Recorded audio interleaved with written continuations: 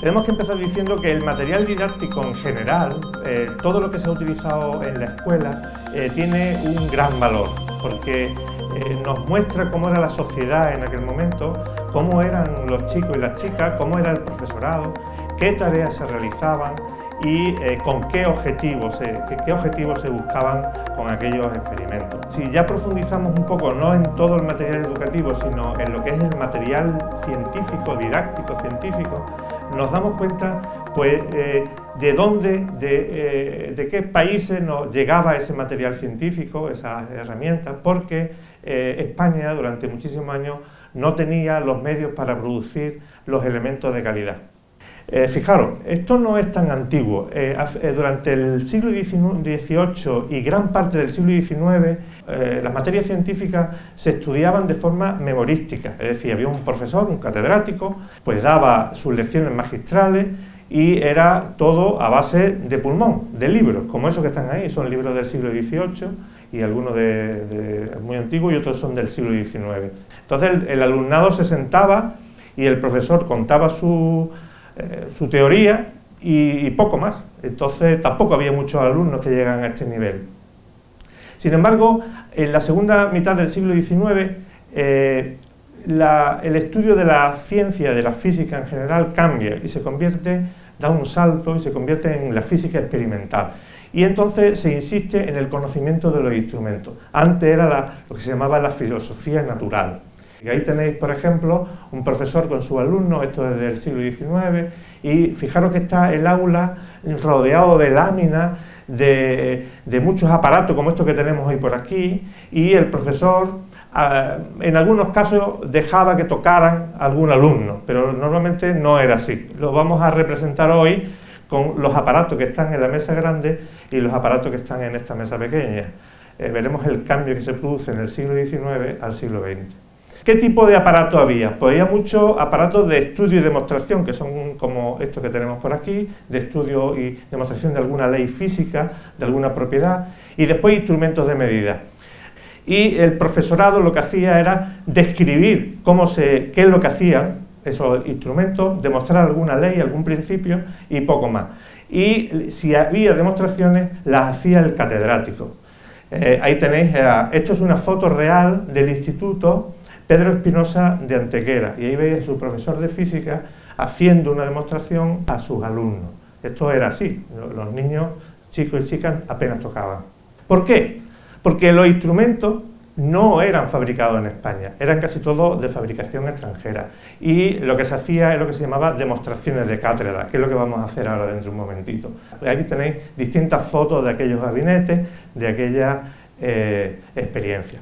Pero todo cambia en España a partir del año 1845. En el año 1845 se publica el Plan Pidal, Pedro José Pidal, que crea los institutos de segunda enseñanza en cada provincia y dice que en cada instituto tiene que haber tres cosas: un gabinete de física, un laboratorio de química, un gabinete de ciencias naturales, de historia natural, un jardín botánico y algunos otros elementos, un patio para poder hacer experimentos.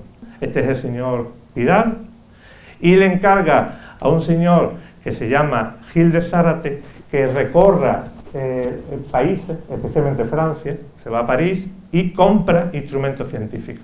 El Plan Pidal, por tanto, cambia toda la filosofía de ciencia de España y bueno, intenta que llegue esta ciencia experimental a los institutos. Gil de Zárate en el año 46 dice que, bueno, pues que estaba muy mal y que se intente que el alumnado manipule y haga experimentos con los instrumentos.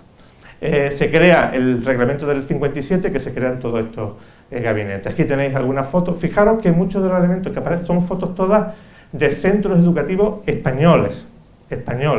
Esto es lo que se creó con el Plan Pidal. Ahí tenéis otro, en fin. Aquí tenéis otro, ahí tenéis una máquina de Windsor parecida a la que aparece por aquí en la mesa, etc. Seguimos viendo imágenes de esos gabinetes de física.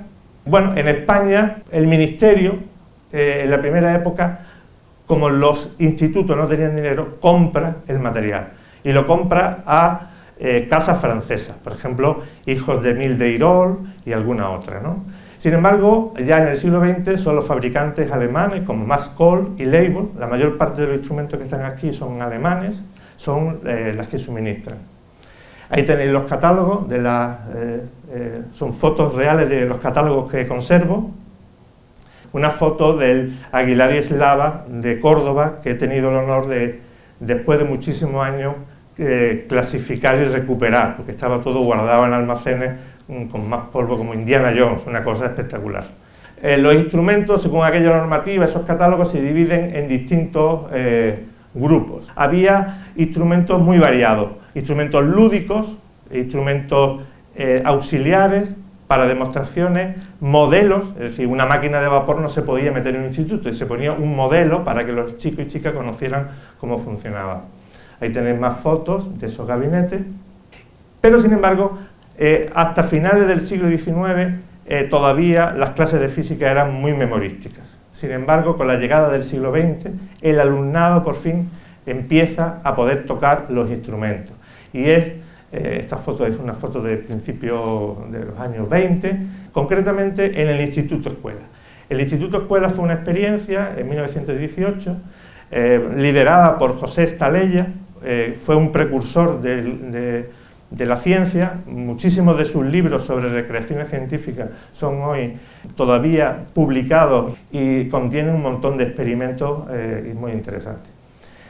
Bueno, pues ahí tenéis al profesor Estalella dando clase, es ese señor, y ahí tenéis el libro más famoso, Ciencia Recreativa, y aquí tenéis una última foto de él, bueno, de esas aulas donde ya los chicos y chicas están haciendo práctica. En el MAE, al igual que otros muchos museos, queremos conservar esto. Hay museos de ciencia en Londres, Oxford, Múnich, Haarlem. Hace poco estuve en el Taylor's Museum, que es cerca de Ámsterdam, que es una maravilla, en París, en Florencia, y queremos conservar este patrimonio y lo tenemos allí a disposición de quien lo quiera. Igual que hoy hemos venido aquí, podemos ir a cualquier sitio que nos lo pidan. Esta es una de las dos vitrinas que tenemos con objetos científicos. Hemos dicho que tenemos unos 30, 40 expuestos, pero hay 800 instrumentos científicos, y aquí tenemos otros de química y de física. Bueno, pues hasta aquí esto que, digamos, es la teoría.